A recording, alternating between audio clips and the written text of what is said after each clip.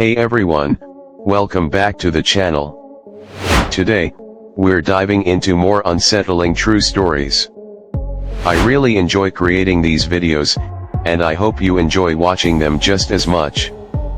Your support means everything to me, and if you're new here, I'd love for you to consider subscribing to the channel. Our goal is to reach 1,000 subscribers by the end of the month, and with your help, we can make it happen. Hit that subscribe button and join our community. You won't want to miss out on what's coming next. Thanks again for being here and supporting the channel. Now, let's get into these stories. I met my roommate online, when he answered my ad looking for someone to take my friend Allison's recently vacated room in our 2-bedroom apartment. And while I initially had some concerns about living with a guy, what with me being a girl and all, we ended up being the perfect roommates. For at least a little while. I kept to myself in my room, reading, binging content, snuggling with my cat, and going to bed at an unhealthily early hour. While he did the opposite, spending most of his time outside, partying, always returning home in the wee hours of the night. Often with a lady friend. And despite his sometimes weekly one-night stands, which I did my best to drown out, he didn't bother me. After all, he could have been so much worse. Caused drama. Left dirty dishes in the sink. Done drugs openly. Thrown parties at our apartment. But he never did any of that. He just liked to bring home strangers. It was his thing. And who was I to judge him for having a little fun? So I continued to ignore his one-night stands, throwing on my headphones, or blasting ambient rain sounds, every time I hear him and his guest of the week having sex for hours on end. And for a little while, all was well, until one day, when I heard him leave his room by himself, and I realized that, after months of living together, I had never once heard or seen a single one of the women he brought home leave the apartment. Now normally, one could chalk that up to me leaving for work early and just not being there when they left, but the thing is, I work from home. I'm there, all day every day. So after having that realization, I began to grow suspicious. And from that point forward, every time he bring a girl home, I make it a point to wake up early the next morning and listen carefully all day, for any sign of her leaving. But time and time again, whenever he bring a woman home, I never hear, or see her leave. Eventually, I worked up the courage to ask my roommate about it. Hey, did that girl from last night ever leave? Yeah. That's funny, I didn't hear her. Oh, she left in the morning. I was up in the morning and didn't hear anything. Oh, right. Maybe it was in the middle of the night. I don't remember. His answers were dismissive and suspicious, to say the least. I thought about calling the police but realized I had no proof that any of these women were actually disappearing, or that any foul play was really going on. So I did what any right-minded roommate would do, and rather than call the cops, I decided to investigate myself. So one day, after my roommate left the house, I installed a tiny surveillance camera that I ordered online in the hallway, aiming it at his bedroom door. Sure enough, the next time he brought a girl home, and I reviewed the footage, she never left his room the next day. So I confronted my roommate again. Weird, I didn't hear the girl from last night leave. No, well, she definitely left. I didn't hear anyone in the hallway. Oh. She went out through the fire escape. The fire escape? Don't ask me. She gets off on sneaking out. Right. I replied, not buying his excuse. So I did the next thing any right-minded roommate would do, and ordered another tiny surveillance camera. This time, aiming it at the fire escape. And sure enough, the next time he brought a girl home and I reviewed the footage from both cameras, neither one captured the girl exiting his room. Left with no clues, I decided to forget about the mystery altogether, once again donning a pair of headphones or turning up my speaker whenever my roommate would have someone over. Until one night, when I just so happened to fall asleep without any music, and heard screaming coming from his room. And not like sex screaming. Like someone getting killed screaming. Knock. Knock. Knock. My roommate opened the door, shirtless and annoyed. "What's up? Everything okay in there?" I heard screaming. "That's embarrassing. We were just, you know." "I'll tell her to keep it down." I tried to peek in to see if the girl was alright, but before I could look over his shoulder, he had already shut the door. And once again, I never heard her leave the next day. So later that week, I waited for my roommate to leave the house, and snuck into his room, only to find nothing. Just a messy bedroom, and an unmade bed. It just didn't make sense.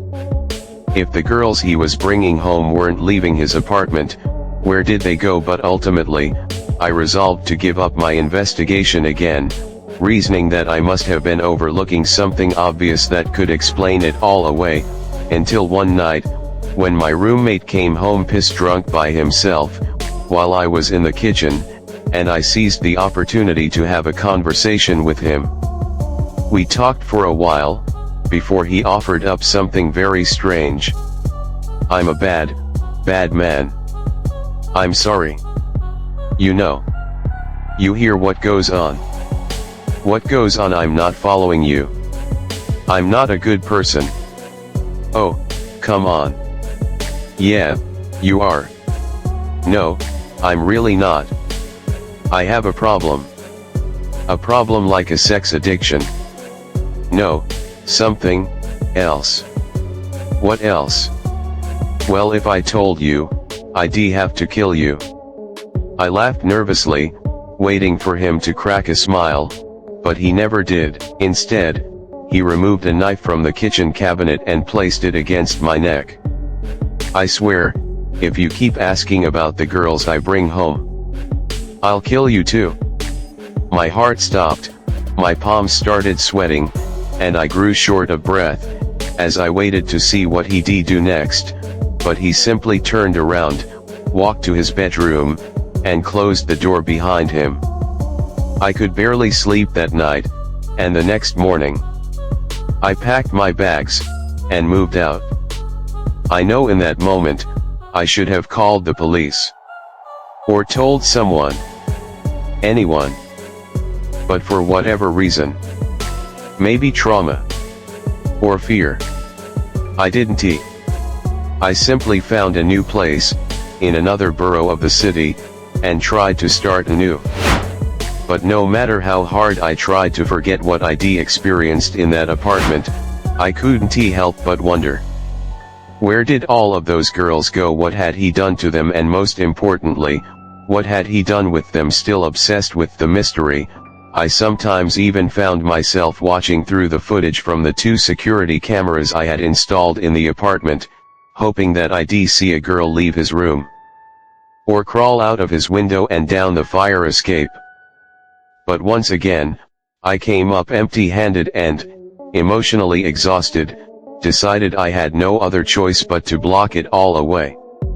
Weeks became months. Months became years. And I finally found myself, forgetting about what I'd heard in the apartment, until last week, when I matched with my old roommate on a dating app. I'm not exactly sure how it happened. I must have just swiped on him accidentally. But all I know is, he left me a message. "Hey. Been a while. Miss having you around the apartment. To be honest, I had a crush on you back then. Let me know if you'd want to come back over sometime." My hands began to shake as I read the message, and considered my options. Finally, after all these years, report him to the police. Unmatchhim.org. Visit him and find out once and for all, what's really going on over there. And no matter how hard I tried to resist the last option, I felt compelled to return to my old apartment, and the next day, found myself standing in his bedroom, as he closed the door behind us. We spent the first hour or two watching a movie, during which time it became very obvious, as I had expected, that he intended to sleep with me. But when I made it clear that I had no interest in sex, he got frustrated, and moved his agenda along. Wanna see the roof? The roof. In all my years living in the apartment, I had always been under the impression that no one in the building had access to it. Apparently I was wrong. He then proceeded to open his closet door, and revealed a ladder to the roof. "Yet I want to show you something." "Okay, sure," I replied, somehow at the same time playing along as if I didn't know his intentions, realizing that the roof must be where all the bodies of those girls are, and terrified by what was about to happen. But I had to find out. A few minutes later, I climbed up the ladder and onto the roof, to find nothing, yet again. Just an empty rooftop. It just didn't make sense. I was sure that the girls would be up there. I looked out at the skyline of the city, unable to not compare its striking beauty with the horror that was sure to unfold. "Beautiful view.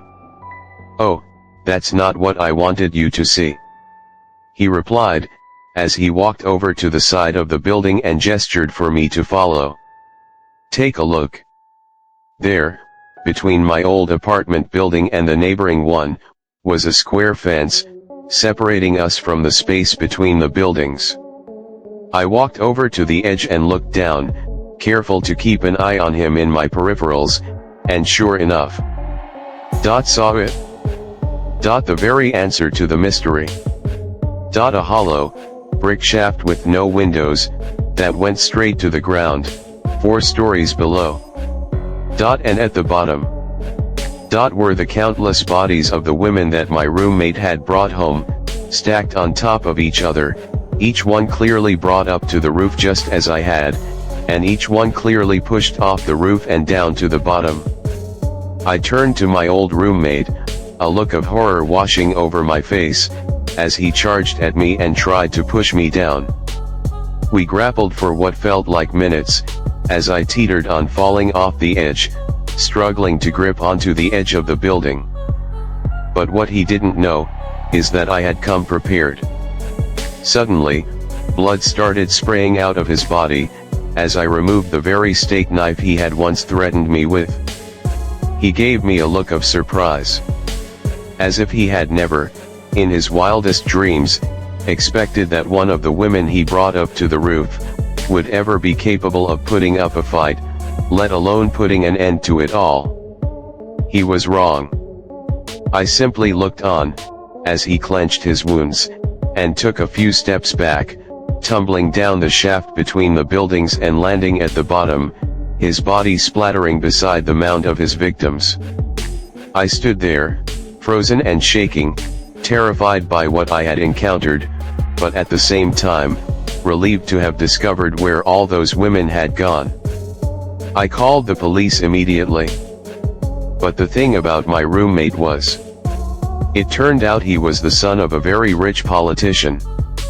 And the thing about the sons of very rich politicians is, no matter how much evidence there is against them, sometime their crimes can just disappear. So when the police recovered the bodies, it was no surprise that no mention of what had happened was ever reported or published in the news. So here I am, the sole survivor of my roommate's killing spree, and the only one with any knowledge of what happened to all those women, left with only my memory, my words, and the hope that someone will believe me. Thank you so much for watching. If you enjoyed this video, please give it a thumbs up, it really helps the channel. I'd love to hear your thoughts and any suggestions for future videos, so leave a comment down below. See you in the next video.